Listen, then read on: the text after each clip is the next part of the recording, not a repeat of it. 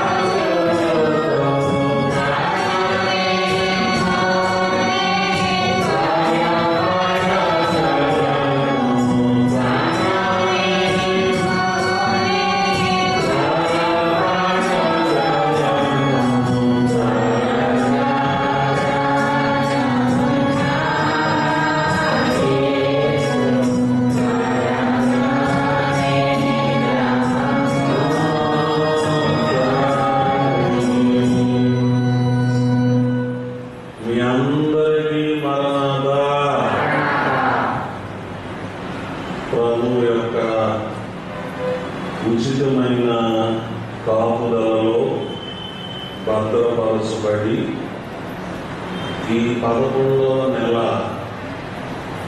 ఆరంభ దినమున మొదటి దినమున ఆయన నీడలో, ఆయన శిలువ, ఆయన రాకడ నీడలో ఉండి ఆయన రాకకు సిద్ధపడవలని ఆశపడుచున్న ప్రభువునందు ప్రియ సహోదరి సహోదరులారా, ప్రభువు మీద మనందరికీ ఉన్న ప్రేమ తీరే వరకు ప్రభువును హత్తుకుని జీవించగలిగే గొప్ప భాగ్యం కూడి వచ్చిన అందరికీ దొరుకును గాక. ఆమేన్. ఈవేళ మనం వ్యవహరించుకోబోయే పరిశుద్ధ గ్రంథములో ఉన్న దేవుని వాక్యము పరమగీతము 2వ అధ్యాయము 7వ వచనాన్ని మనం వివరించుకోబోతున్న 7వ వచనాన్ని చదువుకుందాం. యెరూషలేము కుమార్తెలారా పొలములోని ఇర్రులను బట్టి లేళ్లను బట్టి నీ చేత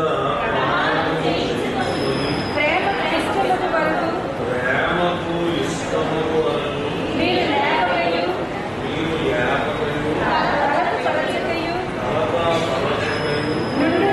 గుండుడని మిమ్మను బతిమాలుకొనుచున్నాను. ప్రియులరా, పరమగీతము యొక్క 2వ అధ్యాయం మనం చూస్తే పెళ్లి కుమార్తె సంఘం తనను తాను పుష్పంతో పోల్చుకుంటే పెళ్లి కుమారుడైన ప్రభువును వృక్షంతో పోల్చింది. మరి ఇప్పుడు పెళ్లి కుమారుడైన ప్రభువు పెళ్లి కుమార్తె మీద తన యొక్క ప్రేమంతటిని ధ్వజముగా ఇద్దాడని,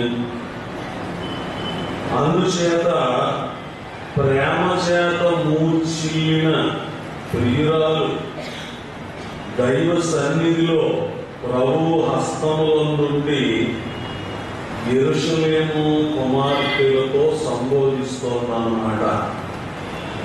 గత ముందు వారం మనం విన్నాము, అతని ఎడమ చెయ్యి నా తల క్రింద ఉన్నది, కుడి చేత నన్ను కౌగిలించుకొని ఉన్నాడు.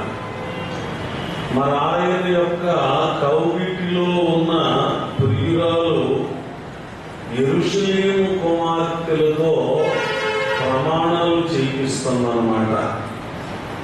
ఎందుకు అంటే, యెరూషలేము కుమార్తెలారా, మొట్టమొదటి మాట యెరూషలేము కుమార్తెలారా. క్రైస్తవ సంఘం యొక్క జన్మస్థలమే యెరూషలేము పట్టణం. బైబిల్ మిషన్ యొక్క జన్మస్థలం ఏది అమ్మా?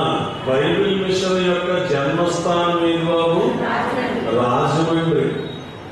క్రైస్తవ సంఘం యొక్క జన్మస్థలము యెరూషలేము పట్టణం. యెరూషలేము కుమార్తెలు అనగా నామకార్థ క్రైస్తవులు అన్నమాట. యెరూషలేము కుమార్తెలు అనగా నామకార్థ క్రైస్తవులని అర్థం. క్రైస్తవులే, ఆరాధనకు వస్తారు, బైబిల్ చదువుతారు, అమ్మా అన్ని క్రమాలు మత ప్రకారంగా ఆచరిస్తారు, కానీ నామకార్థత వదిలిపెట్టరన్నమాట. నామకార్థంగా జీవిస్తూ ఉంటారు తప్ప ఆత్మీయంగా వారు జీవించలేరు. అందుచేత మరి మనం గమనించినట్టయితే ఈ నామకార్థ క్రైస్తవులు కూడా పరలోకం కొరకు సిద్ధపడేటువంటి వారే. అయితే నిజమైన క్రైస్తవులు అనబడిన వారికి సంఘ కన్యక, వధువు సంఘం అనే పేరు ఉన్నదన్నమాట.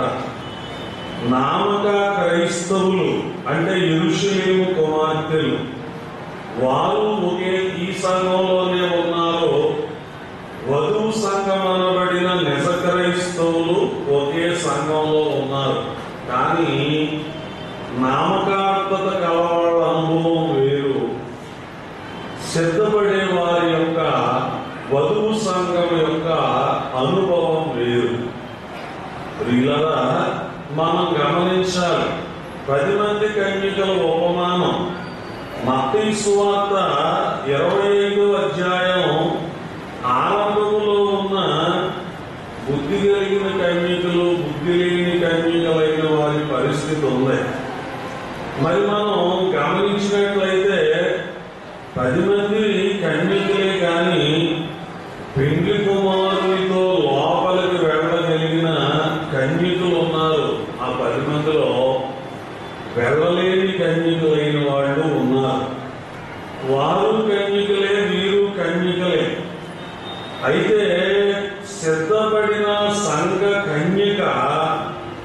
సరిగా సిద్ధపడలేని వారిని, ఆత్మీయ జీవితంలో ఉన్నతమైన అనుభవం లేని వారిని చూసి యెరూషలేము కుమార్తెలారా అని సంబోధిస్తాడు.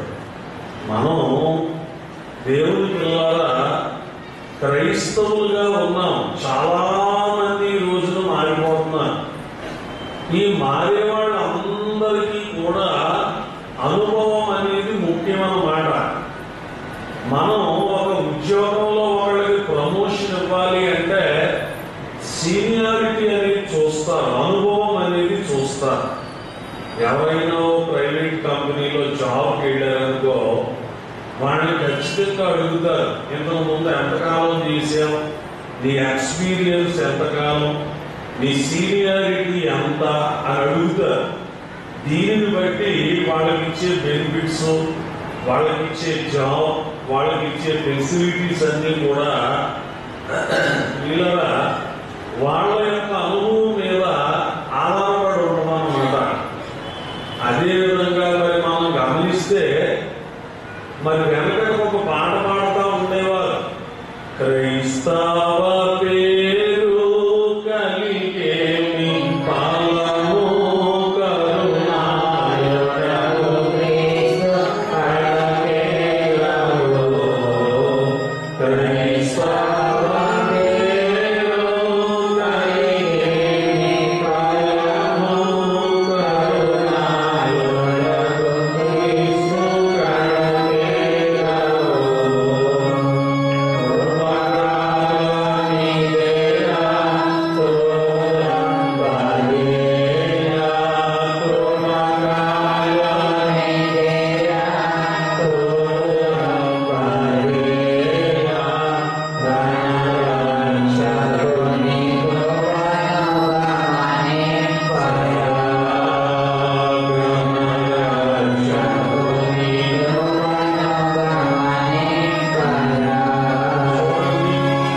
క్రైస్తత్వం ఉన్నా కానీ అనుభవం ఉండదు. అనుభవం లేని ఆత్మీయ క్రైస్తవులుగా ఉండకండి, నామకార్థ క్రైస్తవులుగా ఉండకండి. నామకార్థ క్రైస్తవులు ఎలా ఉంటారు?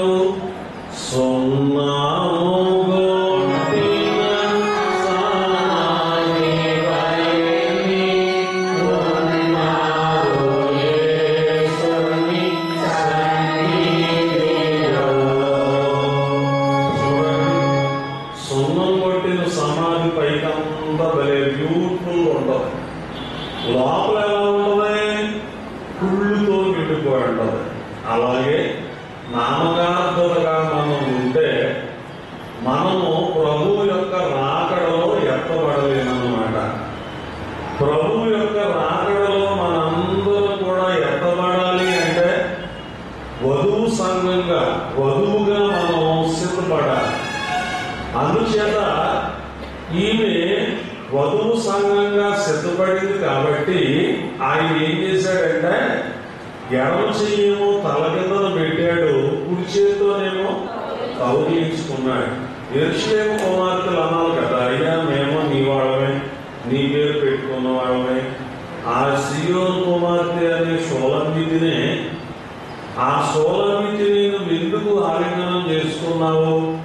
మేము నీ కోసం జీవించే వాళ్ళం కదా, మేము నీ కోసం బ్రతికే వాళ్ళం కదా, నీ పేరు పెట్టుకుని లోకంలో ఉన్నవాళ్ళం కదా, కనీసం కొన్ని కుడి చేతితో ఆమె కౌగిలించుకుంటే నీ ఎడమ చేతితో నాన్న మా భుజం మీద నీ ఎడమ చేయాలన్నా వేయొచ్చుగా, మా శిరస్సు మీద అన్నా నీ ఎడమ చేయవచ్చు కదా అని వాళ్ళు ఏం అడగల.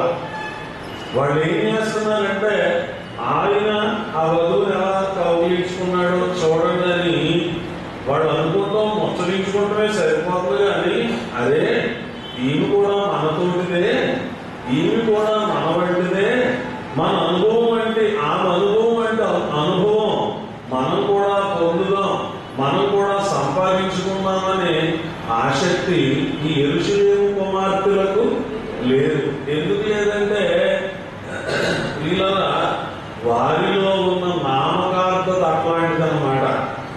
వారిలో ఉన్న నామకార్థత వాళ్ళని ఆత్మీయంగా ముందుకు వెళ్ళనివ్వడం లేదు.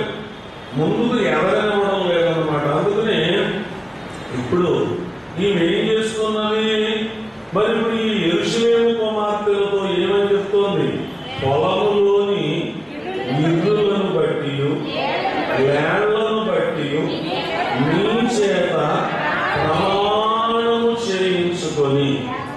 ఏమండి, చదువుకుందాం, విందాం, వివరించుకుంటూ వెళదాం. చూడండి, ఇప్పుడు ఎవరెవరి మీద నేను ప్రమాణం చేస్తుంది? పొలములోని ఇరులు, పొలములోని లేళ్ళు. ఇరులు అంటే దుప్పులు అన్నమాట. దుప్పి అంటారు కదా, దుప్పి వేరుగా ఉంటది, లేడి వేరుగా ఉంటది. దేవుని పిల్లరా, మరి గమనించండి, పొలములోని దుప్పులు ఉంటాయి. ఆ దుప్పుల మీద ఇంకేమున్నాయి? లేళ్ళు ఉన్నాయన్నమాట. ఈ లేళ్ళు మీద వారితో ప్రమాణం చేయించుకుంటున్నాం అన్నమాట. ప్రభునందు ప్రియులరా, మనం గమనించాలి, ఈ ప్రమాణం ఎందుకు అంటే, నేను ఆయనతో, ఆయన నాతో ఉన్నాడు. ఎలా ఉన్నాడంటే, ఒకరిని ఒకరు కౌగిలించుకోవటం అంటే హత్తుకుని ఉండడం అన్నమాట. ప్రభువును ఈమె హత్తుకుని ఉన్నది కాబట్టి మమ్మల్ని మీరు డోంట్ డిస్టర్బ్, కలతపరచొద్దు, మమ్మల్ని మీరు డిస్టర్బ్ చేయొద్దు, కలత పెట్టొద్దు. దేవుని పిల్లరా, అందుచేత వారితో ఈమె ఓ ప్రమాణం చేయించుకుంటుంది అన్నమాట.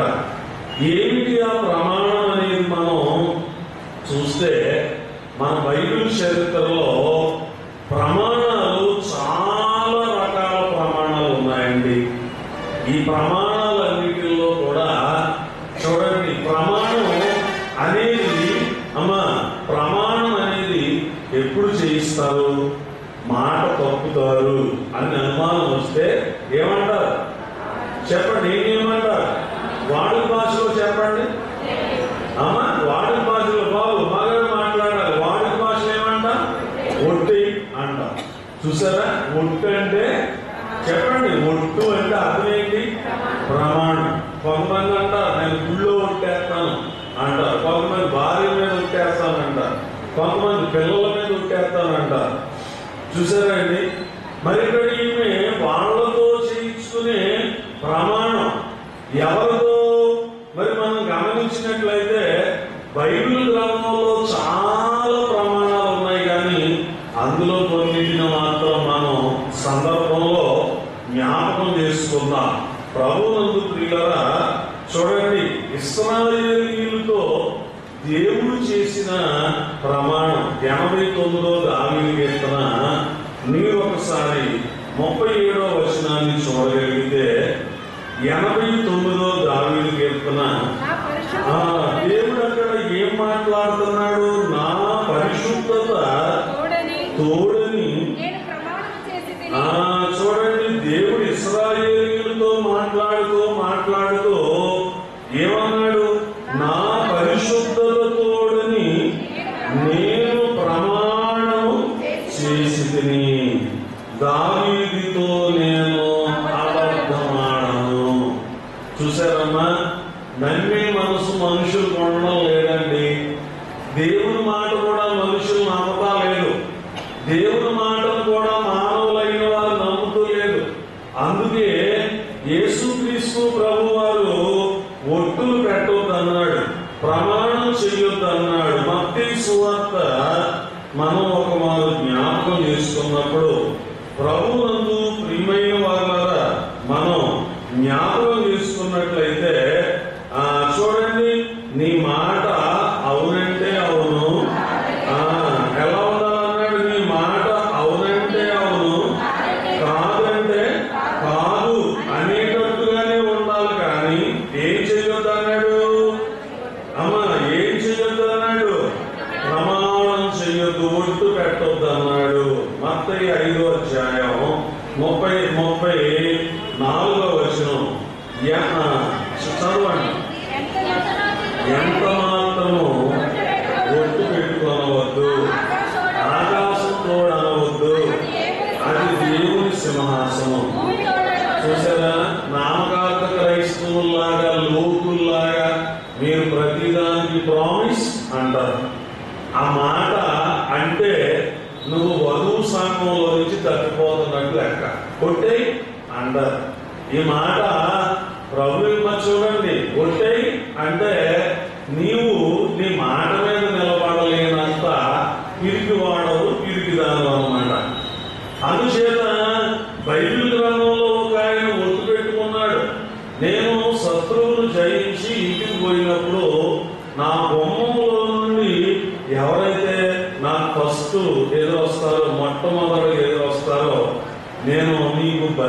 చేస్తానని అనుకున్నాడు. ఎవరు? యెఫ్తా. దేవుని పిల్లరా, ఆయనకు ఒక్కతే కూతురు. ఆయన విజయోత్సాహంతో ఇంటికి వెళ్ళేసరికి ఆ ఒక్క కూతురే ఎదురొచ్చింది. మరి జరిగిన విషయం ఏమిటంటే, కీర్తన గ్రంథంలో ఓ మాట ఉంది. ఆ మాట ఏమిటంటే, ప్రభువునందు ప్రియులరా, కీర్తన గ్రంథంలో ఉన్న మాట ఏమై ఉన్నదంటే, అతడు ప్రమాణం చేయగా 15వ దావీదు కీర్తన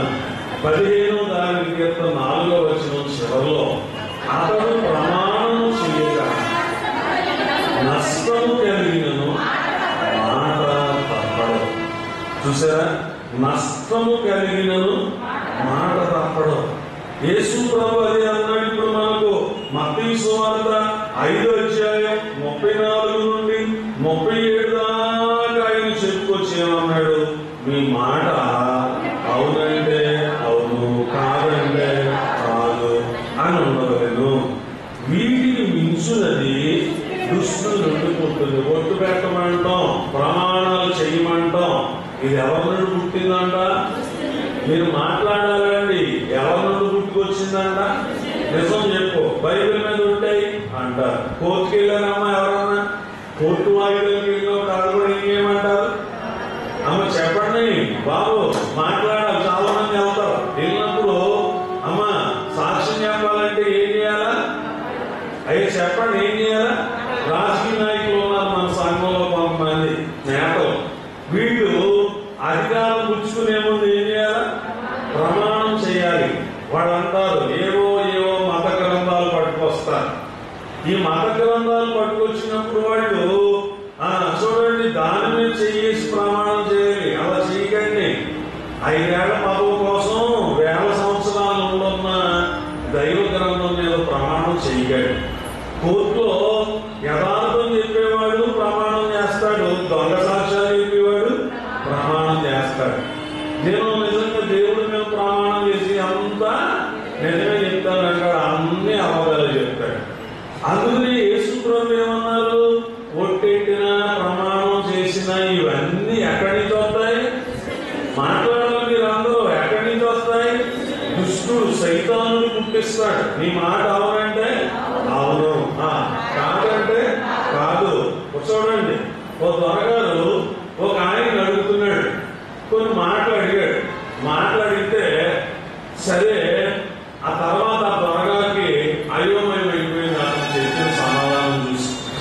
ఏంటి ఆ సమాధానం అంటే, ఇలా చూడాలి.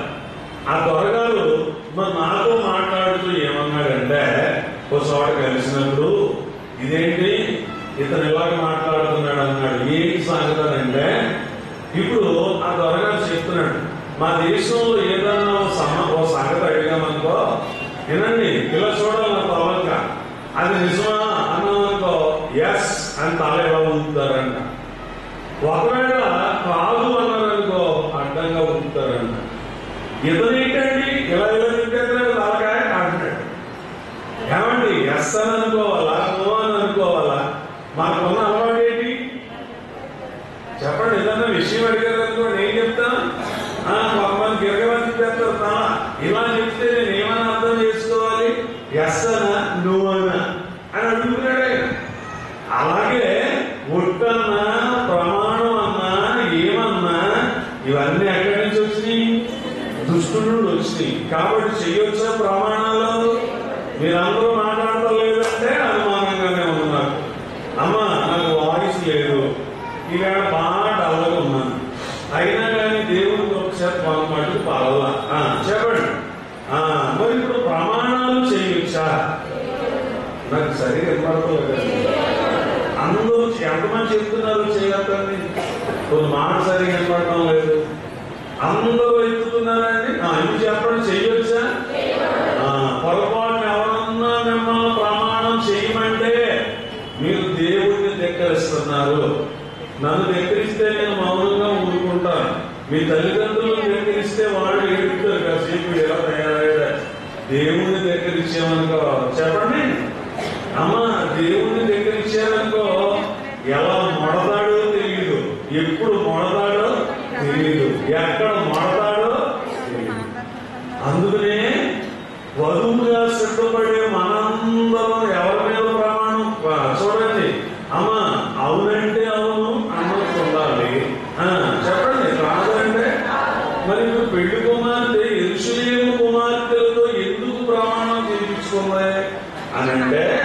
యేసు వినాల. ధర్మశాస్త్రానికి ప్రమాణానికి సంబంధం ఉంది. అది ధర్మశాస్త్ర కాలం, మనదేమో కృపాశాస్త్రం. యేసు ప్రభు వచ్చాక ధర్మశాస్త్రం అంతా ఏం చేశాడు? నెరవేర్చేశాడు. కొట్టేయలేదు కదా, ఏం చేశాడు? నెరవేర్చి కృపాశాస్త్రాన్ని తెచ్చాడు. కృపాశాస్త్రాన్ని తెచ్చాడు కాబట్టి ఈ కృపాకాలంలో మరి ఇప్పుడు ఈ పెళ్లి కుమార్తె మరో మాట కూడా మనం గమనించినట్లయితే, ప్రభునందు ప్రియులారా, ప్రమాణము అంటే అర్థం ఏమిటంటే, నేను మీకు ఇచ్చిన వాగ్దానం నెరవేర్చలేకపోతే నేను లేనట్టే అని అర్థం అన్నమాట. నేను ఈ మాట చేయలేకపోతే, మీకు ఇచ్చిన మాట నెరవేర్చుకోలేకపోతే నేను చచ్చినట్టు అని అర్థం అన్నమాట. అందుకనే దేవుని పిలవారా, దేవుడు నరులతో ప్రమాణం చేశాడు. మరి ఇంకో మాట కూడా మనం ఆలోచిస్తే చూడండి, నాకు ఏమీ లేకపోయినా నేను దేవుని యందు ఆనందిస్తానని హబక్కు భక్తుడు ప్రమాణం చేశాడు. అలాగే మానవులతో మానవులు చేసిన ప్రమాణాలు ఉన్నాయి.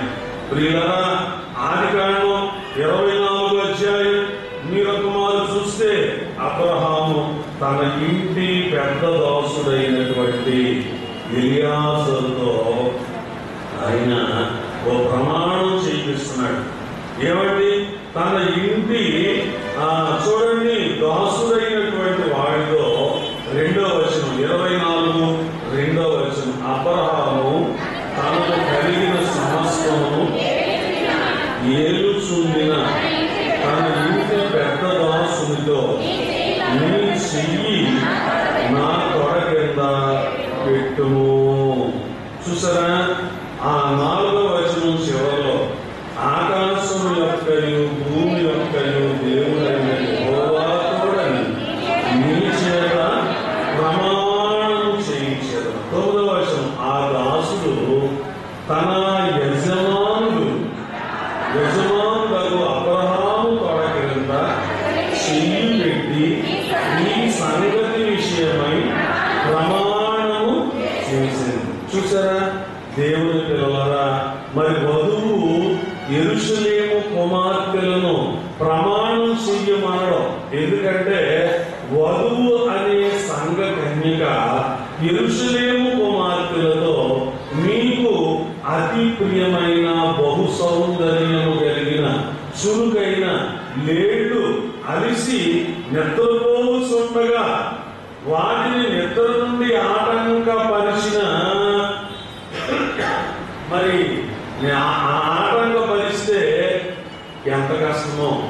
దైవ సహవాసంలో లోక సంబంధమైన సమస్యలతో పోరాడి పోరాడి పోరాడి దైవ సాన్నిధ్యంలోకి వెళ్ళి, దైవ సహవాసంలో నేను అలసట తీర్చుకుంటున్నాను కాబట్టి నన్ను మీరెవరూ కూడా కలతపరచవద్దు. దైవ సహవాసమును కలతపరచవద్దు. దేవుని పిల్లలారా, ఎందుకంటే మనం గమనించాలి, ఎంతవరకు కలత పెట్టవద్దు అని చెప్తోందంటే, ప్రేమకు ఇష్టమగు వరకు. చూడండి, కష్టంతో కూడిన ప్రార్థన చేయకండి, ఇష్టంతో చెయ్యండి. దైవ కార్యం అనేది ఏది చేసినా, దైవ కార్యం అనేది కష్టం పెట్టుకుని చేయకండి. మనసులో కష్టం పెట్టుకుని చేయకండి. దైవ కార్యాన్ని ఎప్పుడూ కూడా ఎలా చేయాలి? ఇష్టంతో చేయాలి. పెళ్లి కుమార్తె అదే అడుగుతోంది. ఏమని? దైవ సన్నిధి ధ్యాన సమయం, ఆత్మీయ జీవన సుఖమును అనుభవించే సమయం అన్నమాట. మనం ఆత్మీయంగా సుఖానుభవాన్ని అందుకునే స్థితి ఎక్కడ మనకు కలుగుతుందంటే దైవ సన్నిధి ధ్యాన సమయంలో. ప్రియులరా, దైవ సన్నిధిలోనికి వెళ్ళినప్పుడు మరి దైవ సన్నిధి మరి మనం గమనించినట్లయితే ఆత్మీయ అంతస్తును అనుభవించు సమయం. మీరు ఎవరైనా భోజనం చేస్తున్నారు, మధ్యలో ఎవరన్నా పిలిచారనుకో, ఏం చేస్తారు? వెళ్ళిపోతారండి మానేసి? ఎవరో మాట్లాడరేంటి ఏమైందంటే సగం భోజనం చేశారమ్మా బాబు. ఈ లోపల కాల్ వచ్చింది, ఎవరో వచ్చారు. ఏం చేస్తారు చెప్పండి? వెళ్ళిపోతారండి? అన్నం మధ్యలో మానేసి వెళ్ళిపోతారా? ఎవరు ఏం మాట్లాడేంటమ్మా? వెళ్ళిపోతారా? వెళ్ళిపోతావమ్మా పశుకున్నాడు. అందుకనే మీ పర్సనాలిటీ అన్నం చూసిన అలా ఉన్నాయి. మేము మారిపోతున్నాం, నెలకో రకంగా మారిపోతున్నాం. నీకు చాలా వందనాలమ్మా నా తల్లి. ఆవిడ మధ్యలో మానేసేసి వెళ్ళిపోతుంది. ఈసారి మీ ఇంటికి అన్నం తిన్నప్పుడు వస్తాను. ఈసారి ఎప్పుడు వచ్చినా సరే అన్నం పెట్టుకుని 5 నిమిషాలు వస్తాను. ఏం చేస్తావు చూస్తాను. సహజంగా ఎవరన్నా లేపుతారా? చెప్పడం ముందు ఎందుకు చెప్పండి? లేగరు లేగరు. అన్నం పెట్టినాం 5 నిమిషాలు ఆగండి. భోజనం చేస్తున్నాం కాసేపు ఆగండి. భోజనం చేసేటప్పుడు ఫోన్ వచ్చింది అనుకో అంటాం కొద్ది సమయం ఆగండి. ఎందుకంటే ఈ ఇష్టమైన ఆహారం మనం తినేటప్పుడు చట్టుకుని ఎవరన్నా లేచేది అనుకో ఆ కంగారు పడకండి. కూర్చొని పర్లేదు ఉంటారు. వచ్చినోళ్ళు ఆగుతారు, ఎక్కడికి వెళ్ళిపోతారు చూడండి. దేవుడి పిల్లలు. ఎందుకంటే మనం భోజనానికి ఇచ్చేటంత ప్రాధాన్యత దేవుడికి ఇవ్వకపోతే ఎలాగా? భోజనం అనేది రోజుకి 3 పూటలు దొరుకుతుంది. కానీ దైవ సన్నిధిలోకి వెళ్ళినప్పుడు ఇప్పుడు మీరు ఉన్నారు, చుట్టాలు వచ్చారని కౌరు వచ్చిందనుకో ఆరామయ్య వస్తానంటారా? ఆరామయ్య కాదు వస్తానని అంటారా? ట్రైన్ వచ్చింది, ట్రైన్కి వెళ్ళిపోతారంట, ఓ పావు గంటే ఉంటారంట, ఎదురుకుండే ఇల్లు. కొంతమంది ఏం చేస్తారంటే ఏదో వంక పెట్టుకొని వెళ్ళిపోతారు. అలా చేయకండి అమ్మా. మనం గమనించాలి. దైవ సన్నిధి మధ్యలో చాలా మంది సన్నిధి స్త్రీలు అంటారు, నా ప్రార్థన చేసి నేను వెళ్ళిపోతాను. వెళ్ళిపోండి. మీ వంతు మీరు పూర్తి చేసుకున్నానన్న తృప్తి ఉండదు. కానీ ప్రభువు ప్రింట్అవుట్ తెస్తున్నాడు అనమాట. కళలు అద్దుతున్నాడు. సన్నిధి అంటే ఏంటి అమ్మా? మన స్వతంత్రంగా చెప్పుకునే సన్నిధి కాదు. నీతి సూర్యుని కళలో అద్దే స్థలం అన్నమాట. ఆయన కళలో అంటే దైవ కళలో మనకు అద్దే దైవం. ఈ అద్దే దైవం వారానికి ఒకసారి వస్తుంది సన్నిధుడు కదా. ప్రార్థనలకైతే ఒకసారి వస్తారు. 12 మందికి అయితే అమ్మ చెప్పండి నెలకు ఒకసారి. ఆ నెలకు ఒకసారి నా వంతు నేను వేసేసిపోతాను అని అడిగితే నేను కాదా? అమ్మ అమ్మగారు సీరియస్ అవుతున్నారని అమ్మగారు చేస్తాం మానేసి నాకు చేస్తున్నారు. ఎందుకంటే మీరు కూడా ఆలోచించుకోవాలి. మరి మీరు కూడా ఆలోచించుకోవాలి. నీతి సూర్యుడైన ప్రభువు యొక్క కళ మనకు అద్దేటప్పుడు చూడండి. ఎగ్జాంపుల్ మీకు కూడా చెప్తాను. మనం కానొచ్చి మొహం మార్చుకుని వెళ్ళిపోయింది. ఏమి సంగతి అంటే అమ్మ నాకు ఎప్పుడైనా సరే మంగళవారమే కటింగ్ వేయించుకుంటాను. మరి మార్పులు వచ్చాడు కటింగ్ వేస్తున్నాడు. ఈ లోపల పొద్దున్న ఒక ఆమె అయ్యారండి, నేను విసుగొనుకున్నాను, ఇప్పుడు మీరు అర్జెంటుగా వచ్చి ప్రార్థన చేసి స్విచ్ చేసి ప్రార్థన చేయాలమ్మా. అమ్మా తర్వాత మాట్లాడదామమ్మా, నువ్వు వెళ్ళు అన్నా. అలా కాదండి, నా మొహం కూడా చూడలేదు మీరు. వెనక్కి వచ్చేసింది, నేను కటింగ్ చేయించుకుని కాడకు వచ్చేసింది. మరి డెప్పటిప్పుడే ఉన్నాయే కొన్ని ఇంటికులు. మరి వాటిని గురించి జాగ్రత్తగా తీసుకుంటే మరి ఆ టైంలో ఆ వంట చూద్దాం కదా అని చెప్తే, అమ్మా నువ్వు అమ్మగారితో మాట్లాడి వెళ్ళమ్మా, నాకు కాసేపు నాకు ఫోన్ చేయి, మాట్లాడతాను, చూస్తున్నావు కదా నా పరిస్థితి శుభ్రంగా లేదు, కటింగ్ వేయించుకుంటున్నాను, ముందు ఇక్కడి నుంచి నువ్వు వెనక్కి వెళ్ళి అమ్మగారితో మాట్లాడంటే, అయ్యారండి చిన్న మాట ఏంటో కూడా మీకు అమ్మ అదేకంటే అయ్యారండి చిన్న మాట ఏంట్రా, నేను చిన్న మాట చెప్తామని వస్తే నా మాట ఏంటో కూడా నీకు అక్కడ ముందు చూసుకుని బయటకి కటింగ్ వేసుకునేటప్పుడు నీకు బుద్ధో నాకమ్మా. అతనేమో వచ్చాడు, సగం కటింగ్ వేసాడు, మరి తలకాయ తిప్పితే చెప్పండి, తలకాయ తిప్పితే తేడా వచ్చేస్తాయి. నీకు ఉండాలి కొంచెం జ్ఞానం. ఒక అరగంట సేపు కూర్చొని శుభ్రం స్నానం చేసి వస్తాడు. నాకు టైం లేదు, మా ఆయన గారి రోడ్డు మీద ఎట్టి వచ్చాను, మీరు 5 నిమిషాల్లో వచ్చేయాలా అంటారు. సరే నువ్వు ఫోన్ చేయి, అమ్మగారితో మాట్లాడుకుని నా దగ్గర నుంచి వెళ్ళిపోతాను. అమ్మాయి ఎందుకంటే చూడండి, ఎంత రాష్ట్రపతి అయినా ప్రధానమంత్రి అయినా నడుచుకునేటప్పుడు ఎవరి మాట వినాలి? చెప్పండి బాబు, ఎవరి మాట వినాలి? నేను ప్రధానమంత్రిని తలగా ఇలాగే ఉంచుతాను అన్నాడు అనుకోండి మోడీ, ఏదో మేకల కటింగ్ అవుతుంది అంతే. ఏమండి, నేను రాష్ట్రపతి నేను ప్రణబ్ ముఖర్జీ అన్నాడు అనుకోండి, కుదురుతుందా? కుదరదు. అక్కడ తలవంటే వంచాలా, ఇలా ఎక్కమంటే అట్టాలా, మా తలపైకి ఎక్కమంటే అట్టాలా, చెప్పినట్టు వినకపోతే ఏం పాడైపోతుంది? కటింగ్ పాడైపో, షేప్ పాడైపోతుంది అన్నమాట. అలా దేవుని పిల్లల కొన్ని పనులు చేసేటప్పుడు మనం కదలకూడదు. అలాగే దైవ సన్నిధిలో కూడా ఆత్మీయ కళలు అద్దుకునే సమయం. అమ్మా, దైవ సన్నిధి అంటే ఆత్మీయ కళలు అద్దుకునేటువంటి సమయం. అమూల్యమైన ఆత్మీయ అర్థములను నేర్చుకునే సమయం. మామూలు విషయాలు కాదంట సన్నిధిలో. అమూల్యమైన ఆత్మీయ విషయములను నేర్చుకునే సమయం ఏది? అమ్మ చెప్పండి, ఏది? దైవ సన్నిధి. ఇంకా మనం చెప్పాలంటే మంచి అమృత దారులు త్రాగే సమయం. మామూలు దారులు కాదమ్మా. ఏ దారులు? అమృతమైన దారులు. అందుకని సన్నిధి చేసేటప్పుడు పక్కోళ్ళు మాట్లాడుకోకూడదు. ఖచ్చితమైన నియమం. ఏమండి, పక్కోళ్ళతో మాట్లాడుకోకూడదు, ఫోన్లు తెచ్చుకోకూడదు. తెచ్చుకున్న సైలెంట్ లో పెట్టుకోవాలి. ఒక ఆమె అంటుంది, ఫోన్ వచ్చినప్పుడు మాట్లాడకపోతే ఎలాగా అని అడుగుతుంది. ఆమె ఫోన్ సల్లగా ఉండాలి. మరి రావడం తెలియదు కదా, ఫోన్ చూసి ఆవిడ ప్రభువును చూడాలి, సన్నిధిలో ఉండి ఫోన్ కూడా. అమ్మ, ఇప్పుడు డిపాజిట్ చేయించుకుంటాను నేను. ఫోన్లు తెచ్చుకున్న వాళ్ళందరూ తీసేసుకుంటాను. ఈసారి గురువారం అయినా ఎప్పుడైనా సరే ఫోన్లు కింద చెప్తాను. ఎందుకంటే ప్రసవ వేదన ప్రార్థన 21 గంట, 3 గంటలు వేసే సన్నిధికే 33 దెబ్బలు పెట్టేస్తున్నారు. చూసారా? 21 గంటల ప్రసవ వేదన. ఒకరితో ఒకరు మాట్లాడుకోకూడదు, ఇతర విషయాలు ఏం మాట్లాడకూడదు.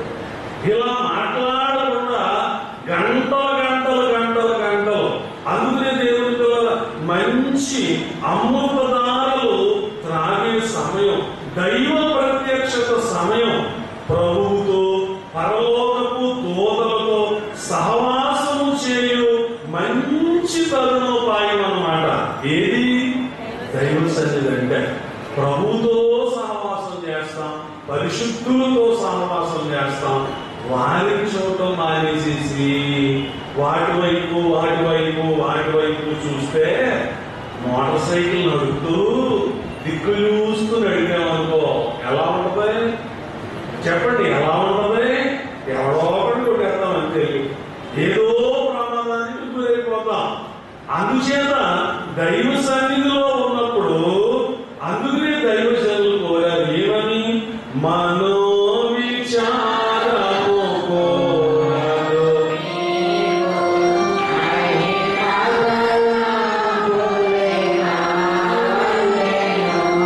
ఇలా చేస్తే మనోనిదానం చాలా ప్రధానమైనది. మనోనిదానం దైవ సన్నిధిలో ఇలా చేశాడు కాబట్టి ప్రభువు శిష్యుడైన యోహాను ఏమయ్యాడు? మనోనిదానంతో ఉన్నందువలన. ఇలా చూడాలి మీరందరూ, శరీరం ఒకటే. ఈ శరీరంలో యోహాను యొక్క ఆత్మను దేవుడు ఏం చేశాడంటే, శరీరాల్లో నుండి ఆత్మను వేరు చేసి ఈ ఆత్మను పరలోకానికి తీసుకెళ్లి 3 కాలాల సంగతులు నేర్పాడు. ఇష్టం తీరేదాకా ఆయన యొక్క సాన్నిధ్యంలో ఉండిపోయాడు. మరణాదా మనస్ఫూర్తిగా ఇష్టపూర్వకంగా చేస్తున్నారా? ప్రార్థన మొక్కుబడిగానే చేస్తున్నారా? దేవుడి పిల్లరా, మొక్కుబడిగా చేస్తున్నావా? మనపూర్వకంగా చేస్తున్నావా? ఒక్కోసారి నేను ప్రార్థన తెల్లవారుజామున, మరి దేవుడి పిల్లల మొదలు పెట్టిన ప్రార్థన ముగించే టైము ఒక్కోసారి 7 అయిపోతూ ఉండదు.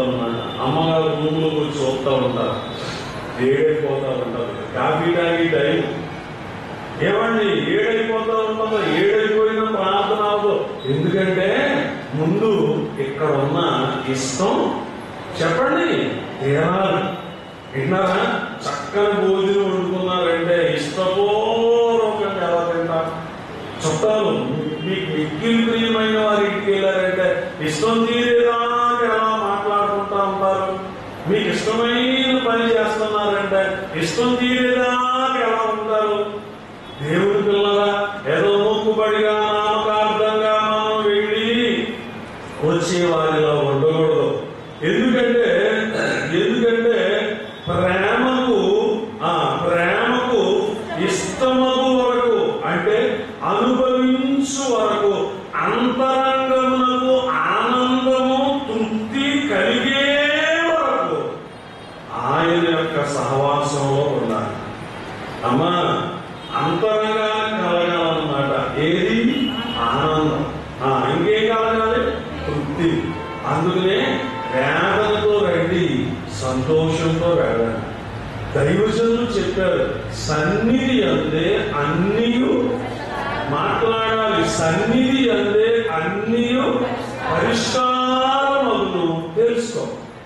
అంచేత అంతరంగానికి ఆనందం కలగాలి, అంతరంగానికి తృప్తి కలగాలి. అందుకనే ఆమె ఏమంటారు? నా ప్రేమ తీరేదాకా ఏమంటుందండి? లేపవద్దు. ఆత్మకు తృప్తి కలిగే వరకు మనం సన్నిధిలో ఉంటే దేవదాసయ్య గారు చెప్పారు, ప్రభు అట అలాంటి వారికి ఏదో ఒక వరం ఇస్తాడన్న. చాలా మంది వరాలు ఎందుకు పొందలేకపోతున్నారు? దాడిగా చేసేస్తారు, ప్రాంతం బలే దాడిగా చేస్తారు, కానీ వరాలు పొందలేకపోతున్నారు. ఎందుకంటే అంతరంగానికి ఆనందం తృప్తి కలిగే వరకు ఆయన సన్నిధిలో ఉండడం లేదు. కాబట్టి అనేకులు వరాలు పొందలేకపోతున్నారు. దేవుని పిల్లరా, అలా ఉంటే వరాలు లేని స్థితి అలాంటిదంటే ఫలాలు లేని అంజూరపు చెట్టు లాంటిది అయిపోతుంది అన్నమాట. కాబట్టి మనం పరిశుద్ధాత్మలో ఎన్నో వరాలు ఉన్నాయి. కాబట్టి మరి ఇలాంటి ఇష్టం తీర్చుకోవడానికి ఆత్మీయ ఇష్టం చూడండి, శరీర ఇష్టం వేరు. చూడండి, మధ్యాహ్నాలు కొంతమంది పడుకుని అలవాటు ఉంటారు. ఎవరైనా వచ్చి అంటారు లేకపోతే నన్ను నిద్ర మధ్యలో లేపారనుకో, చెప్పండి ఏమంటారు? తలపోటు అంటారు. నిజమేనండి, తలకాయ పూట వచ్చారు బాబాయ్, దొరక్క టైం దొరికిందని పడుకుంటే మధ్యలో ఎవరన్నా లేపితే డిస్టర్బ్ చేస్తే ఏమవుతుందా? తలకాయ పోతుంది, మారద. ఎగ్జాంపుల్ మాట చెప్తాను చూడండి. నిన్ననే చూడండి, అమ్మగారు నన్ను లేపారు. ఏంటి సంగతి అంటే, మీ కోసం ఎవరో వచ్చారు, సంతకాలు కావాలంట. అలాగా లేపింది కూడా. ఇంకోళ్ళు ఎవరో వచ్చారంటే అంతే, మా ఇంటి నుంచి మగడగా పడుతున్నాను అమ్మ. నాకు అసలు బొమ్మ పెట్టి కోపం వచ్చి ఈ వారం అంతా ఎక్కువ ప్రయాసపడడం వల్ల నేనేం చేశానంటే, ఎవరు వచ్చారన్నా? రవిరేష్ గారు వచ్చారు మీకోసం, ఒక్క 5 నిమిషాలు ఉండమని అన్నాను. అమ్మ లేచాను, ఫ్రెషప్ అయ్యాను, కానీ నాకు ఇంకా వదలలేదు. ఏది? మాట మత్తు వదల. ఏ బాబా నన్ను అయ్యారని ఇదిగో మరి మనకి నాగపండుకి అప్లికేషన్ ఇచ్చారు, సంతకం పెట్టున్నాను. సరే నాయన, తీరా నేనేం చేశానంటే సంతకం పెట్టేసేది ఆయనకి ఇచ్చేసాను. బయటకు వచ్చాను, చూస్తే నేను పెట్టాల్సిన చోట లేదు, ఆఫీసులో పెట్టాల్సిన ప్లేస్లో నేనేం చేశాను. ఏమవ్వగా అమ్మా చెప్పడమా? నువ్వు ఏమవ్వక మళ్ళీ లోపలికి వచ్చాక కొట్టేసి మళ్ళీ నేను గట్టిగా పెట్టాను. సరే పద్ధతి ఉండదని ఆయన మళ్ళీ వెళ్ళి ఇంకో పాప పట్టుకొచ్చి ఇచ్చారు. ఈ మిస్టేక్ ఎందుకు జరిగింది? ఇంకొక అప్లికేషన్ ఉంది కాబట్టి సరిపోయింది, లేకపోతేను రిస్కే కదా. చూసారమ్మా, చిక్కే కదా. అదే ఏ చిక్కాలైతేనా ఎంత దాకా నొప్పి మొత్తాన్ని దిగిపోదు మొత్తాన్ని. చూసారా? అందుకనే లేపితే అమ్మ ఒకటి చేయబోయి ఇంకొకటి చేస్తాం, ఒక చోట కాడ పోయి ఇంకో చోటకి వెళ్తాం, ఒక పని చేయబోయి ఇంకో పని చేస్తాం. దేనివల్ల? మార్గం వల్ల. అందుకు నన్ను లేపొద్దు. విన్నారా? మీ దగ్గరికి ఎవరన్నా ముఖ్యమైన రాజకీయ నాయకులు వచ్చి మీతో ముసుకెత్తా ఉంటే పిల్లలు వెళ్తున్నాను కంగారు వచ్చిన చాలా పెద్దోడు ఆగు పెడతాం. మనం వాడికి డిస్టర్బ్ చేయకూడతాను. మనుషులకి ఎంత ప్రాధాన్యత ఇస్తున్నాం కానీ దైవ సన్నిధికి దేవుని పిల్లరా, దైవ సన్నిధిలో ఈ విషయాన్ని గుర్తుపెట్టుకోండి. మీ ఆత్మకు ఆనందం, మీ ఆత్మకు తృప్తి కలిగే వరకు దైవ సన్నిధిలో ఉన్నారు. యోహాను అలా ఉన్నాడు కాబట్టి పరలోకం తీసుకెళ్ళిపోయాడు. అందుకు నీవేమంటుంది? నేను ఆయన హత్తుకున్నాను కాబట్టి నన్ను లేపొద్దు. ఏమండి? లేపవద్దు. ఎందుకంటే చూడండి, వధువు యొక్క విజ్ఞాపన ఏమిటంటే యెరూషలేము కుమార్తెలతో వధువు చేసిన మనవి, నన్ను లేపవద్దు. ప్రియుల అనగా మంచి పట్టుదల గల ప్రార్థనా పట్టులో ఉన్నప్పుడు ఎవరైనా ప్రార్థనా గది తలుపు తట్టినా ప్రార్థన పాడైపోను. పొంగొచ్చిందమ్మ అన్నం, వంచి టైం వచ్చింది. ఆ టైంలో ఎవరో వచ్చి తప్పని కొట్టేస్తున్నారు. తలుపు కుక్కర అన్నం కాదని వంచుకునే అన్నం ఉడికిపోయింది. మీరు మంట తగ్గించి మూపు పెట్టి టైంలో తలుపు పడుతున్నారు. ఇంకా స్పీడ్ కొట్టేస్తున్నారు. ఏ యాత్ర చేస్తారు? వెళ్ళి తలుపు తీసారనుకో, అలా సమాధానం చెప్పి వచ్చే లోపల అన్నం ఏమవుతుంది? అసలే కిలో బియ్యం 40 రూపాయలు 50 రూపాయలు పెట్టుకుని కొనుక్కోండి ఖరీదైన బియ్యం. మరి ఏం చేస్తాం? ఇప్పుడు ఏం చేయాలా? కొడితే కొట్టుకొని తలుపు అని చెప్పి అన్నం పాటు చేసుకుంటావా అండి? పాటు చేసుకో. అందుకు ఏం చేద్దామంటే సిద్ధపడిపోయిన ఆహారాన్ని ఉంచితే ఒక 5 నిమిషాల్లో పని అయిపోద్ది. అప్పుడు వెళ్ళి అంతసేపు అన్నం ఒకసారి. అలా కాదని ఈ వచ్చే సిద్ధపడిపోయిన ఆహారాన్ని పక్కన పెట్టేసి మనం వెళ్ళి మాటలో పడిపోయామనుకో ఏమవుతుంది? అలాగే ప్రార్థన మధ్యలో ఎవరో వచ్చారని వినాలా?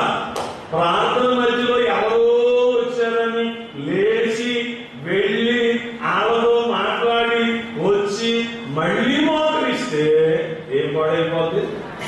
అమ్మ చెప్పండి, ఏం పాడైపోద్ది? అన్నం పాడైపోవడం చూసుకుంటున్నావు, వస్తువులు పాడైపోవడం చూసుకుంటున్నావు, వస్త్రాలు పాడైపోవడం చూసుకుంటున్నావు, అది ఇది పాడైపోద్దని చూసుకుంటున్నావు. కానీ నీ ఆత్మ పాడైపోతుందని గమనిస్తున్నావా? అందుకు నేను లెక్కకూడదు. ఎక్కడికి వెళ్తే అమ్మ చెప్పండి, ఎక్కడికి వెళ్తే బాబు, ఎక్కడికి వెళ్తే సెల్ ఫోన్ తెచ్చుకున్న వాళ్ళు అందరూ స్విచ్లు కట్టేయండి. గుళ్ళో మోగనివ్వద్దు. ఎందుకంటే దేవుని వాక్యము ప్రకటించబడుతున్నప్పుడు అమ్మ ఎవరో స్నేహితులు చేసిన ఫోన్ కాల్ ఆన్సర్ చేయడం ముఖ్యమా? దేవుని వాక్యం వినడం ముఖ్యమా? నిజం చెప్పండి. ఎవరో ఆటగాడు పంపించిన ఆ SMS చదవడం ముఖ్యమా? నీ ఆత్మను బలపరుచుకోవడం ముఖ్యమా? మాట్లాడండి. నీకు వచ్చేదే వారం రోజు, వినిదే ఒక గంట, మళ్ళీ ఈ గంటలో ఈ డిస్టర్బెన్స్ ఎందుకు? వారంలో ఇంకా నీకు 3 రోజులు ఉన్నాయి, ఆదివారంలో 3 గంటలు ఉన్నాయి. అందుకనే దేవుని వాక్యం వినేటప్పుడు దేవునికి నీవు ప్రాధాన్యత ఇస్తే నీ పనులన్నిటిలో దేవుడు నీకు ప్రాధాన్యత ఇస్తాడు. నువ్వు ఎక్కడికి వెళ్ళినా దేవుడు నీకు ఫస్ట్ ప్రిఫరెన్స్ ఇస్తాడు. నువ్వు దేవుని వాక్యానికి ఫస్ట్ ప్రిఫరెన్స్ ఇవ్వకుండా, దేవునికి మొదటి ప్రాధాన్యత ఇవ్వకుండా వాటికి ఇచ్చేవనుకో నీ పనుల్లో, నీ కార్యాల్లో దేవుడు కూడా నేను వెనక పెడతా ఉంటాడు. ఎందుకంటే నువ్వు ఎవరికి ఇవ్వాలి? మొట్టమొదటి ప్రాధాన్యత దేవునికి ఇవ్వాలి. అంచేతమ్మా కొంతమంది ఏం చేస్తారు? కలవతారు. చూడండి, కొంతమంది ఏం చేస్తారు? వెళ్దాం. అందుచేత లేపవద్దు ప్రభునందు ప్రియులరా అంటే దాని అర్థం ఏమిటంటే ఆటంకపరచకూడదు దేవుని పిల్లరా. అందుచేత యేసు ప్రభు కూడా చిన్న పిల్లలైన వారిని తన దగ్గరకు తీసుకొచ్చేవారు ఉంటే ఆటంకపరచొద్దని ఖండితంగా చెప్పాడు. ఇంకొక మాట ఏమంటుందంటే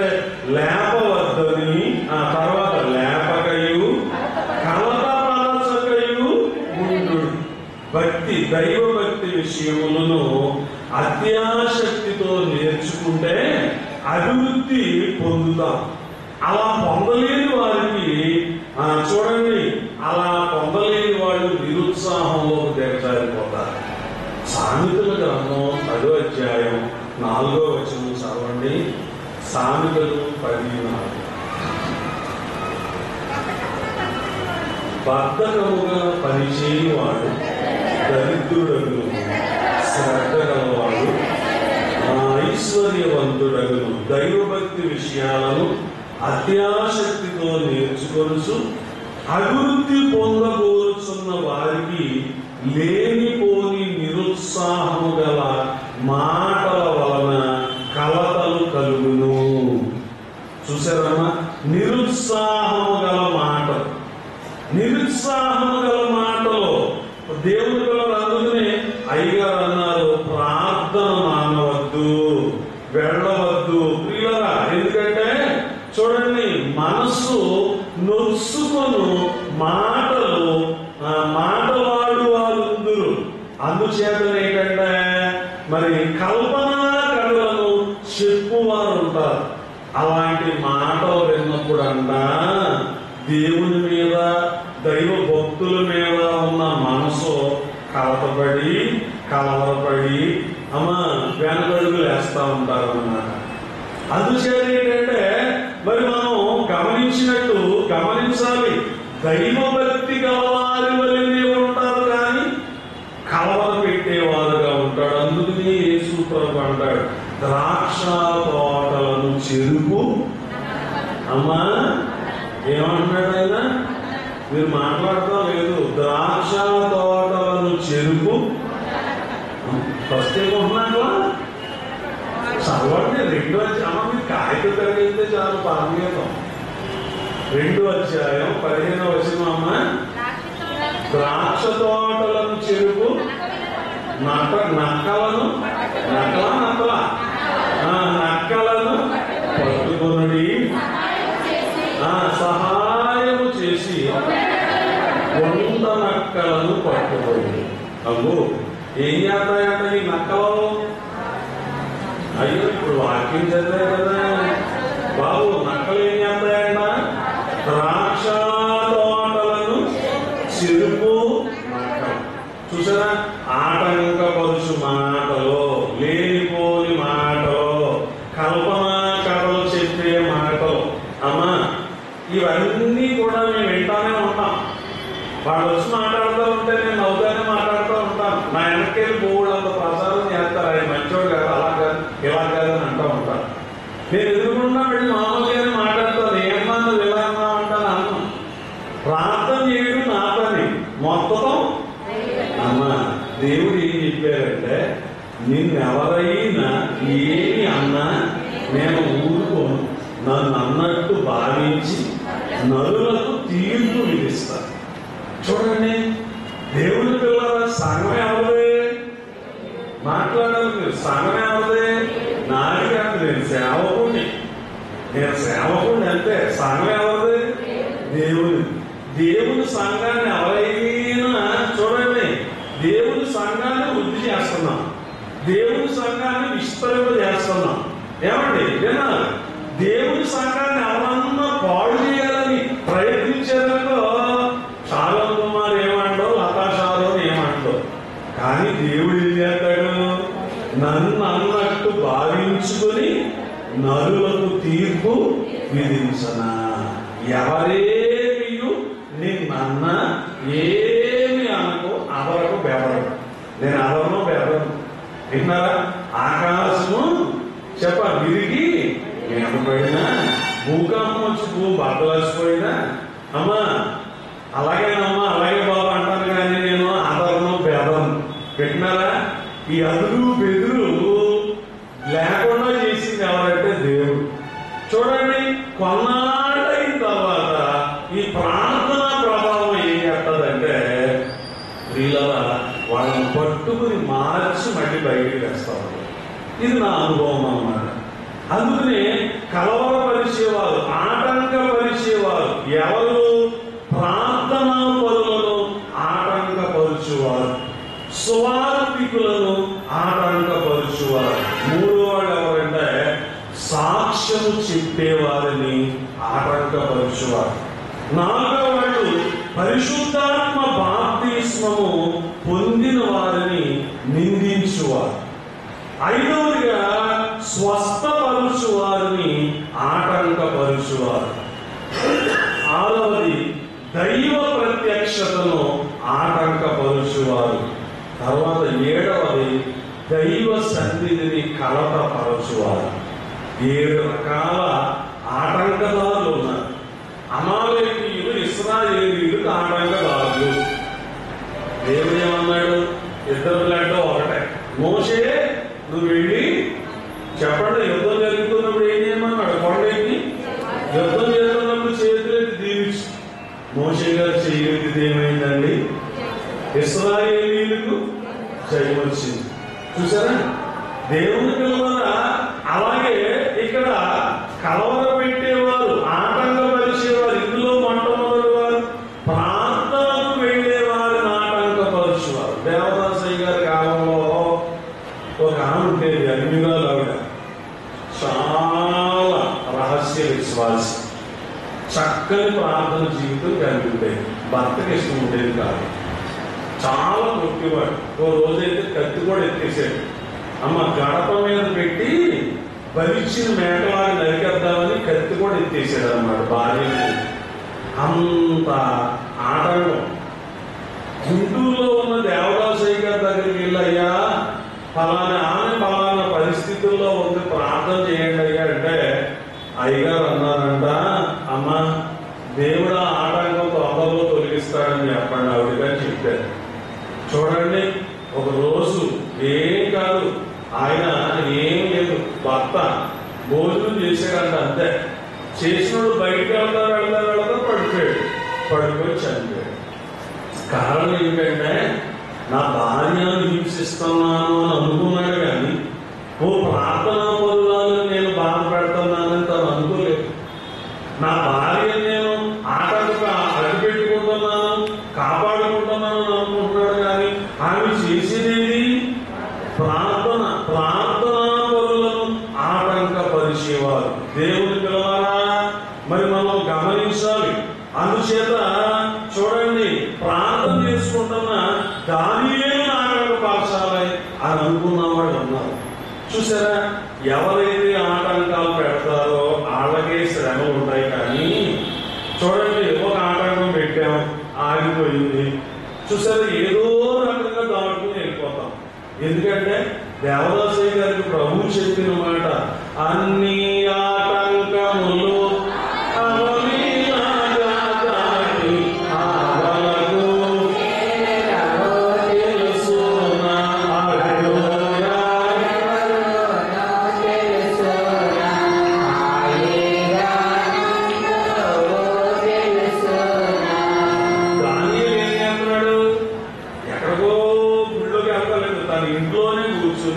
యెరూషలేము తలుపులు తెరిచి ఏం చేస్తున్నాడు?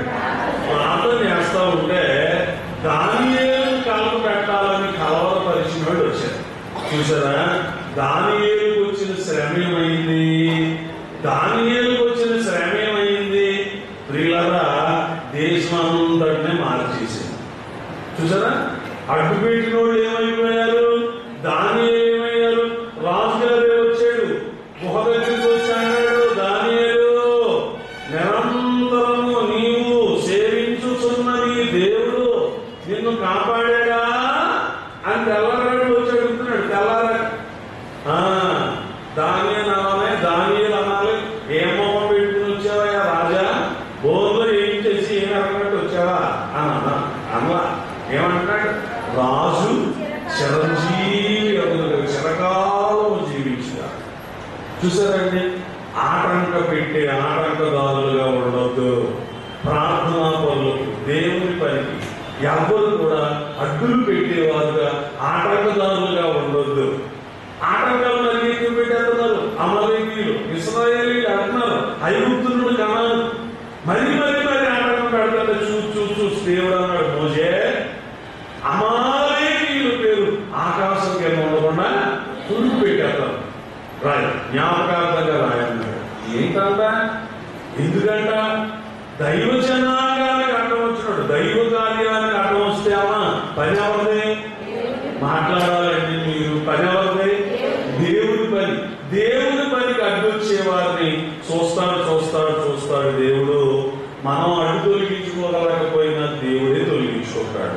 మీరు ఎవ్వరికీ కూడా దైవ సంబంధమైన విషయాల్లో, ప్రార్థన విషయాల్లో ఆటంకదారులుగా ఉండొద్దు. చూడండి, ఒక ఆయన ఉండేవాడు. ఆయన పేరు దత్తుడు అన్నమాట. వంగలపూడి చర్చి ఎదురుకుండా ఉండేవాడు. అతను ఏంటంటే మైక్ కట్టమని దెబ్బలాడేవాడు. నేను అన్నాను, ఒక ఆదివారం ఇక్కడి నుంచి ఆడికి వెళ్తాను. ఆదివారం నాడు మైక్ కట్టకుండా చేస్తా ఉంటే మైక్ ఎట్టండి అన్నారు సాయంత్రం. నాకెందుకమ్మా మైకు?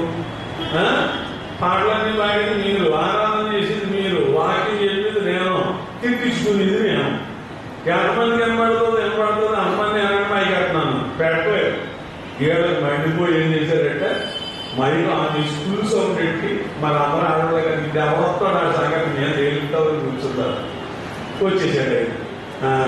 ఈ ఆడవాళ్ళు అందరూ బయటికి వెళ్ళి ఎలా అనుకోవాలి చుట్టాలు అన్నమాట. ఎలా ఊళ్ళో గుళ్ళు మీద మైకులు మోపుకుంటే నీకు కనపడతా లేదా?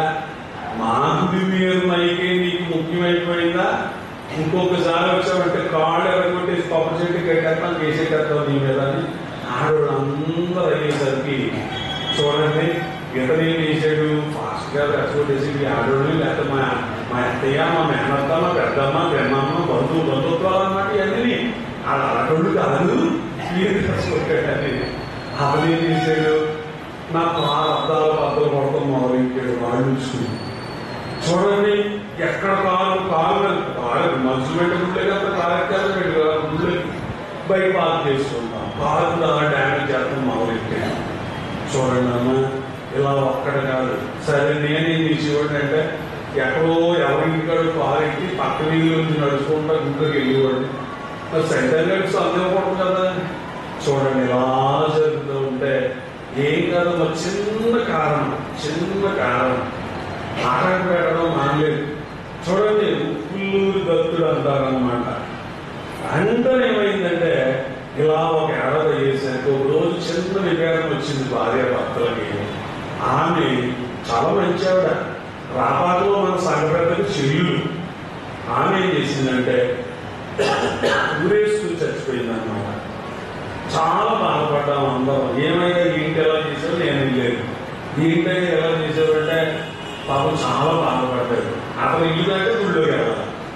రెండోదిగా భార్య చచ్చిపోయింది. 3 నెలలు సైలెంట్ మళ్ళీ మొదలెట్టి ఏడాది దాటిన తర్వాత మళ్ళీ ఏమైంది, ఆడ అబ్బాయికి అతనికి ఏదో విభేదం వచ్చి ఆ కరువుడు కూడా ఊరేసుకుని చచ్చిపోయింది. దేవుడి పిల్లరా, ఆ తర్వాత మెంటలు వచ్చేసింది దాన్ని. ఎలాంటి పరిస్థితి అంటే గుడికి ఏడుకాడికి వచ్చి పాదరి గారు నేను చాలా తప్పు చేశాను, నీతో దెబ్బలాట వేసుకుని మా ఆవిడని మా కొడుకుని పోగొట్టుకున్నానయ్యా, నా బతుకు తీరు లేదు, ఒక 10 రూపాయలు ఎవరు పాస్టర్ అండి, 10 రూపాయలు ఎవరు అయ్యారంటే డబ్బులు అడుగుతుంటా కూర్చోవడానికి. మతిచాంచల్యం వచ్చేసింది మొత్తానికి. అమ్మ సర్వనాశనం అయిపోయాడు. అయ్యిళ్ళు అన్నీ వండుకొని ఎక్కడో అడవుల్లోకి వెళ్ళి అక్కడ ప్రాణాలు పోగొట్టుకున్నాడు అన్నమాట. ఎందుకంటే నాతో పంతం వేసుకుంటున్నాను అని అనుకుంటున్నాడు, కానీ నా పోరాటం పాదిరి గారితో, నా దెబ్బలాట పాదిరి గారితో, నా గురి పాదిరి గారితో అనుకున్నాడు. కానీ నేను చేసి పని ఎవరిదే? అమ్మ చెప్పాలి, నేను చేసి పని ఎవరిదే? దేవుని పని చేసేవాడిని ఆటంకం పెట్టాడు, దేవుని పని చేసేవాడిని. అందుకనే మీరు ప్రార్థనలకి ఎవరిని మీ ఇంట్లో పిల్లలను కానీ పెద్దలను కానీ, అమ్మా స్త్రీలరా మీ పురుషులు కానీ, పురుషులరా మీ స్త్రీలు కానీ, ప్రార్థన అంటే ఏం చేయకూడదు బాబు? ఆటంకాలు పెట్టొద్దు. వాళ్ళు వచ్చేది ప్రభు చెప్పిన పని మీద, వాళ్ళు చేసేది ప్రభు కొరకు, ప్రభు బయలుపరిచిన బైబిల్ మిషన్ కొరకు, కొన్ని ఆత్మల రక్షణ కొరకు. రెండోది ఏంటంటే స్వార్థను ఆటంక పెట్టేవాళ్ళు ఉన్నారు. ఈవేళ ఎలా తయారైంది తెలుసాము?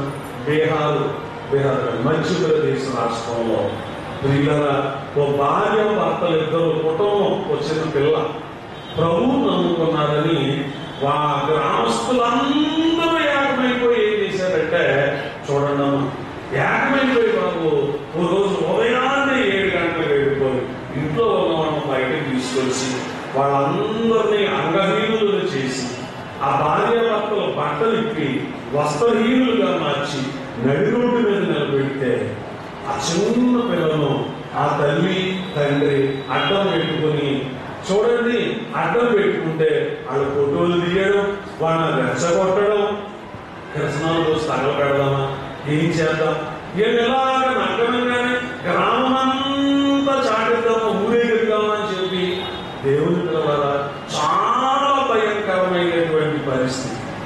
అందుచేత మరి ఇలాంటి ఆటంకదారులు ఉన్నారు. అందుకనే ప్రార్థన చేస్తూ ఉంటే ప్రభు ఒక విషయం చెప్పారు, చెప్తాను, సమయం వచ్చినాక చెప్తాను. దేవుని పిల్లరా, అటువంటి వాళ్ళందరి వరకు మనం ప్రార్థన చేయాలి. అటువంటి వాళ్ళందరూ రక్షణ వరకు మనం ప్రార్థన చేయాలి. మోడీ అధికారంలోకి వచ్చాక మతక విద్వేషాలు ఎక్కువైపోయింది. అందుకనే ఇప్పుడు పెద్ద పెద్ద పురస్కారాలు పుచ్చుకున్న వాళ్ళు కూడా ఏం చేస్తున్నారు, రిటర్న్ చేసేస్తున్నారు గవర్నమెంట్. వద్దు, మాకు నువ్వు మతాలను రెచ్చగొడుతున్నావు, ప్రజలను రెచ్చగొడుతున్నావు అని చేత మాకు ఈ పురస్కారాలు, ఈ అవార్డులు మాకు ఏమవుతుందని చెప్పి పెద్ద పెద్ద శాస్త్రవేత్తలు కూడా దేవుని పిల్లలు వాటి అన్నిటిని కనిపించేస్తారు. ఎందుకంటే సువార్తకు ఆటంకం, తర్వాత సాక్ష్యము చెప్పుట ఆటంకపరిచేవారు ఉన్నారు. చూడండి, తన స్వానుభవం అంతా చెప్తూ ఉంటే నేను రూమ్ రాసుకున్నాను, జబ్బు తగ్గింది, తైలం తాగాను, వ్యాధి పోయిందంటే ఎన్ని కవితలు లేనిపోయి రకరకాల ఇలా చెప్పుకొస్తూ అబోధ కల్పనలు లేని మాటలు పుట్టించేవారు. పరిశుద్ధాత్మ బాప్తీసం పొందిన వారిని నిందించడం, అలాగే దేవుని పిల్లల స్వస్థపరుచు వారిని ఆటంకపరిచే, స్వస్థతలో లేవు, ఏమీ లేవు. పీడిస్ ఉన్నదా ఉన్నాడు, అతను అంటాడు, నా కొడుకు పారాలసిస్ వచ్చి వీల్ చైర్లో కూర్చున్నాడు. స్వస్థతలో ఉన్న మాట నిజమైతే, స్వస్థత వలన కలిగిన వాడు ఎవడన్నా వచ్చి నా కొడుకును బాగు చేయండి, ఛాలెంజ్ అని అరుపుతాడు అన్నమాట. చెప్పడం కాదు, అరుపుతాడు. నిజమేనమ్మా. మరి గమనించాడు, యేసు ప్రభు దగ్గరికి వచ్చిన వాడిని యేసు ప్రభు వాళ్ళ స్వస్థతల గురించి ఏమన్నాడు, నీ విశ్వాసమే నిన్ను బాగుకే. విశ్వాసం లేనప్పుడు కొడుకు ఎక్కడి నుంచి వస్తుంది? విన్నారా? స్వస్థత ప్రార్థనలకి ప్రధానమైంది ఏది? మాట్లాడండి అమ్మా. స్వస్థత ప్రార్థనలకు ప్రధానమైంది ఏది బాబు? విశ్వాసం. మరి బాబుకే స్పిరిట్స్ ఉన్నదా? చూడండి, ధైర్యశాలి, గోల్డ్ అంతా అయ్యాన్ని తీయని అంటారు. ఆత్మీయ అజ్ఞానం, ఆత్మజ్ఞానం లేనుడు, లోకజ్ఞానం కలిగినోడే కానీ ఆత్మజ్ఞానం లేదమ్మని. అందుచేత బైబిల్లో ఉన్న విషయాలు నమ్మలేడు, భక్తుడు ఎలా అవుతాడు? స్వస్థతలు ఉన్నాయా లేదా? ఉన్నాయి, అయినా అమ్మడో రండి నా కొడుకుని బాగు చేయండి. అతనికే విశ్వాసం లేకపోతే పిల్లోడికి ఎలా వస్తుంది? మన విశ్వాసం ఉందనుకో, మన పిల్లలకు నేర్పుకుంటాం, మన పిల్లలు ఆడపిల్లలకు నేర్పుకుంటారు. ఇలా విశ్వాసాన్ని విస్తరణ చేసుకోవాలి. తరువాతగా మనం చూస్తే దైవ ప్రత్యక్షతను ఆటంకపరుచువారు. చూడండి అన్న, మరి మీరు గమనించాలి, దైవ ప్రత్యక్షతను దేవుని నామమున. పిల్లరా, పునరుద్ధాన కాలంలో స్త్రీలు సమాజానికి వెళ్తే అమ్మ దేవతలు కనపడ్డారు. ఆయన ఇక్కడ లేడు, ఢిల్లీకి వెళ్ళిపోయాడంటే యేసు ప్రభు కనపడ్డాడు. ముట్టుకోమన్నాడు, పట్టుకున్నాడు, అన్ని తడినాడు. గదిలో ఉన్నవాడు చెప్తాడు, చాలా నేను సమాజానికి వెళ్తే మాకు ఏం కనపడలేదు, మీరు ఎర్రోళ్ళు చూసారమ్మా. చూసిన వారి మాటలు చూడని వారికి ఎలా ఉన్నాయి? వెళ్తానంగా. ఈవేళ దేవుడు కనబడతాడో, దేవుడు మాట్లాడుతున్నాడు. బైబిల్ మిషన్ అనుభవం విన్నారండి. మన అనుభవాన్ని ఇతరులు చెప్తుంటే కొంతమంది దాన్ని అంగీకరించరు. వాళ్ళు అంగీకరించడానికి మనం మానేద్దామా? చూడండి, గమనించాలి ప్రియులరా. చూడండి, మీ ఇంటి పేరు ఏం పేరండి అన్నాడు ఒక ఆయన. మీ ఇంటి పేరు కావాలి సార్ అన్నాడు. మీ ఇంటి పేరు అన్నాడు. మా ఇంటి పేరు కేండి అన్నాడు. అప్పుడు నేనన్నా మా ఇంటి పేరు నక్క అన్నాను. మీ ఇంటి పేరు అన్నాను. కేండి అన్నాడు. సరిగ్గా చెప్పాయా అన్నాడు. అప్పుడు ఆయన అన్నాడు, మందు చెప్తే కదా పరుపోదండి అన్నాడు. ఏ అన్నాడు. చెప్పడం పర్లేదు, పర్లేదు పోతే అందరూ ఇవ్వవద్దు గొర్రెలు కదా, చెప్పడం పర్లేదు. ఆయన మీ ఇంటి పేరు ఏమైతే మా ఇంటి పేరు కుక్కడి మొదలు. మా ఇంటి పేరు నక్క అయితే ఆ ఇంటి పేరు అంట కుక్క అంట. మరి హైదరాబాద్ లో ఒక ఆవిడ ఉందాయా నీకు తెలుసా? చూడండి, జెరూసలేం వెళ్తే మాకు లీడరు భాగ్యలత గారు అని ఉందన్నమాట. అక్కడ ఇంటి పేర్లు అయితే పిలుపుతారు, ముందు ఏ పేరు ఉంటే ఆ పేరే. నక్క అని అనగానే అక్కడ అమ్మగారిని నాదో పేరు అక్కడ పిలిచి మాకు రూము కీస్ ఇచ్చేటప్పుడు మిశ్రమక్క అంటున్నారు. సరే, అయితే ఈ లోపు ఆ భాగ్యలత గారు ఉంది, ఏమన్నారు శారదయ్య గారు అంటుంది. అప్పుడు నేను అన్నాను, ఏ అన్నాను, అక్కడ కేకేస్తున్నారు మిమ్మల్ని ఏమని అన్నాను. నక్క నక్క నక్క అంటున్నాడండి అంది. అలాగా అండి చొక్క అన్నాడు. ఆవిడ ఇంటి పేరు చొక్క. ఏమండి మా ఇంటి పేరు? అప్పుడు మిమ్మల్ని పిలుస్తారు, ఆవిడ పిలుస్తారు ఉండండి అంటే నేను అన్నాను, ఆమె పిలుస్తున్నాడు. శ్రీమతి చొక్క అన్నాడు. అమ్మ నువ్వేం చొక్కవో, ఆకాశంలో చొక్కవా, సినిమాలో చొక్కవా? మరి చొక్క అంటారు, చొక్కనేమంటారు? ఇంకో పేరు స్టార్ కదా. మరి సినిమా హీరోయిన్ ఏమంటారు? స్టార్స్ కదమ్మా, ఏదో మెలుగుతారు కాబట్టి. అంచేతండి గమనించాలి ప్రియులరా. 7వదిగా మనం చూస్తే దైవ సన్నిధిని కలవరపరుచువారు. ధ్యానంలో ఉన్నప్పుడు సాతానులు ఎన్నో కలతలు పెడతారు. అందుకని ఇవి ఏం చేస్తుందంటే కలతపరిస్తే ఈ ఆత్మీయత అంతా పోద్దని మిమ్మల్ని బ్రతిమలాడుకొనుచున్నాను.